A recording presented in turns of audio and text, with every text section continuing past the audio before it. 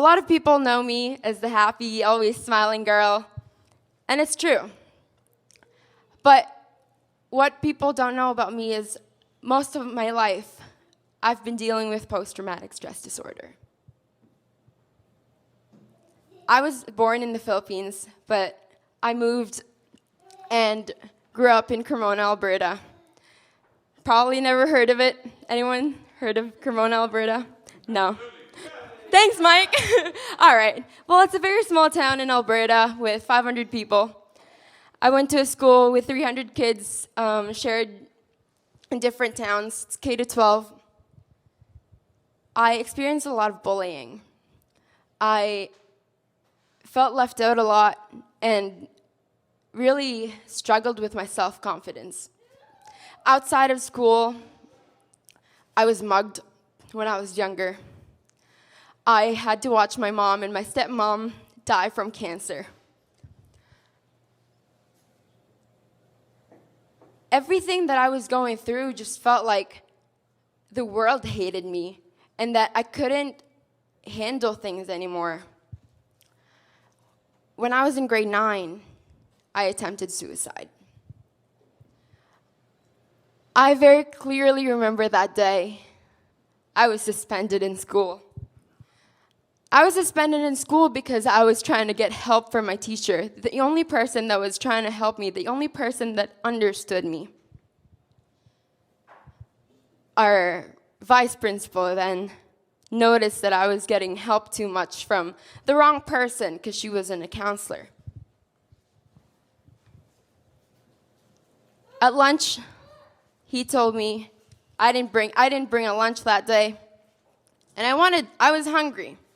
So I texted one of my friends to bring me food. My vice principal caught me and told me I can drink the perfume in my bag. And that should suffice my hunger. So I did. And I went home that day, drank paint thinner and all my meds because I was done with everything. Now, what I didn't see at that time was that there were other options. I had the option to talk to people, to find my passion and really hone into it and focus and really use that to help me be happy. But no one ever talked to me about these things, so I didn't know how to be able to live a happy life and still get over the struggles and the challenges that I was going through on a daily basis.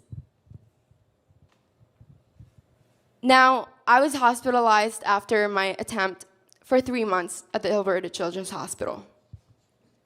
And they really helped me find my passion, which is music, and talking about mental health.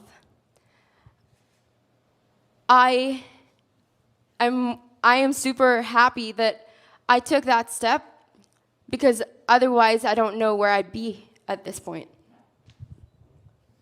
And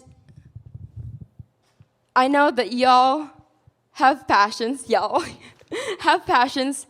Maybe you don't know how to use it to help yourself, or maybe you feel lonely sometimes, or you just don't know what to do when you feel like everything is bubbling in your heart and you don't want other people to carry your burden. What I want you to take from here is that we're all humans and hanging on to each other is the best thing that we can have. Help. Thanks, Tim. We're also hard on ourselves, judging everything that we do, but we're always, always, always trying to uplift other people. I don't know why. I do that myself all the time. And until now, I'm trying to learn to pat myself in the back when things go well, to give myself some words of encouragement when I feel low. You know, growing up, all these negative things that happened to me just felt like my whole life is going to be just negatives and just challenges. But as I went through, I just learned from my experiences and took those for all the next challenges that I have to go through. Now, a huge part of someone's development, child development, is your environment as well. You know, when people go to school, at home, if you do sports, your coaches, the people that surround you really play a huge part. And whether or not you're dealing with a mental illness or you know someone who's struggling, it's really just nice to be kind to one another. Give people words of encouragement as much as you can, because you never know what other people may be going through. As I said, people always think that I'm happy. But honestly, I spend most of my nights crying. And I don't feel like I'm alone in that. I see some head nods. I think that we should all be able to speak up.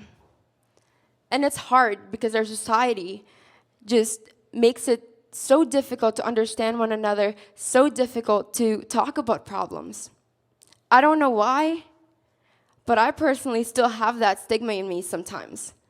I try to talk as much as I can because I believe that we are all able to do good together. And thanks. So, 2 things that I really wanted you to take away is find your passion and hang on to the people, to your support team. Because it's just going to be harder if you isolate yourself. And so I guess I'm going to finish off my talk with a song that I wrote, thanks to Tim, who's like, you need to... Yeah, thanks. This song I wrote, it's called Almost Home. And to me, I never really knew what home was, especially because I was struggling every time. And as soon as I graduated from high school, I just wanted to skedaddle out of that town. So here I am. And what I realized was I was trying to get away from things that was making me feel really low, and from people that made me feel like I was nothing, like I was worthless. But the truth is, it just haunts you down. It just follows you everywhere you go. So if a new beginning for you is moving away somewhere, I personally think that it's not really the best decision. I miss home a lot. I don't miss the things that happened to me, but it's really what made me who I am. It's what cultivated me to the person that I am right now. Whether or not I struggled, whether or not you struggled growing up right now, you know, it's the person that you are right now. It's what makes you resilient. We're all here because we've gone through so many things and we were successful. There's a lot of people out there who are dealing with so many things that don't make it through. And I think that we all deserve a pat on the back for that.